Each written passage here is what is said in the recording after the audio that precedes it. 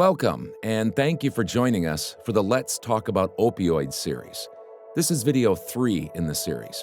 In this video, we're going to talk about why you are more at risk of an opioid overdose after being released from prison or jail. Let's start with some facts. The United States is facing an opioid crisis. Over 130 people die every day from an opioid overdose. Did you know in 2017, 47,600 people died from opioid overdose?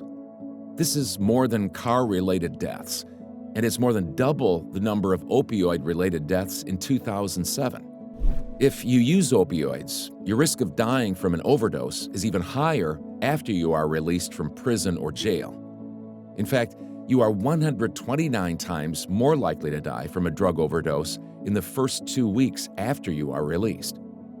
So why is your risk so high? Well, in the last video, we talked about tolerance. When you develop tolerance, you need more and more opioids to help your pain or to get the same high. When you are in prison or jail, your tolerance goes down. This means your body cannot handle the amount of opioids that you took before going to prison or jail. If you are released and you do take the same amount that you took before, you can overdose more easily. Another reason your risk of death is so high is that synthetic opioids, like fentanyl, are more common in street drugs now. Synthetic opioids are very strong. So, if you buy a drug on the street, you don't know what's really in it. If it has fentanyl or another synthetic opioid, you probably won't know it, so you can overdose much more easily. We'll talk more about synthetic opioids in the next video. And last but not least, you have just experienced trauma from being in prison or jail. When you have trauma, you might self-medicate to cope with pain or unwanted feelings and thoughts. If you self-medicate, you could take too many opioids. Let's talk more about trauma. Trauma affects so many people, but sometimes we don't want to talk about it. Trauma is the way you respond emotionally to a terrible or overwhelming experience in your life. What counts as trauma? We just said that being in prison or jail is trauma, but you may also have past trauma. Some trauma is physical, like abuse, neglect, sexual assault, rape, or violence. Trauma can come from an accident, a natural disaster, war, a chronic illness that you or someone you know is facing, or living in poverty.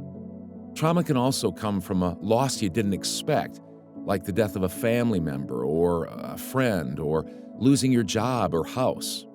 Did you know a person who has 5 or more trauma experiences as a kid is 7 to 10 times more at risk for self-medicating compared to a person who had no trauma as a kid? So, how might trauma affect you? Trauma can make it difficult for you to cope with stress. It can cause depression and anxiety, physical pain, and unwanted feelings or thoughts. As we mentioned earlier, trauma can cause you to self-medicate. You could overdose more easily because of the reasons we already talked about: lower tolerance and synthetic opioids like fentanyl. What can you do about trauma? There are people who can help you recover from trauma. They can also help you manage the effects of trauma like depression, anxiety, and self-medicating. To find opioid and addiction resources in your area, call 211 or text your zip code to 898-211. This is the end of our video. This program was created by Wisconsin Health Literacy. We worked with doctors and pharmacists to create the materials. The program is supported by the Wisconsin Department of Health Services Minority Health Program.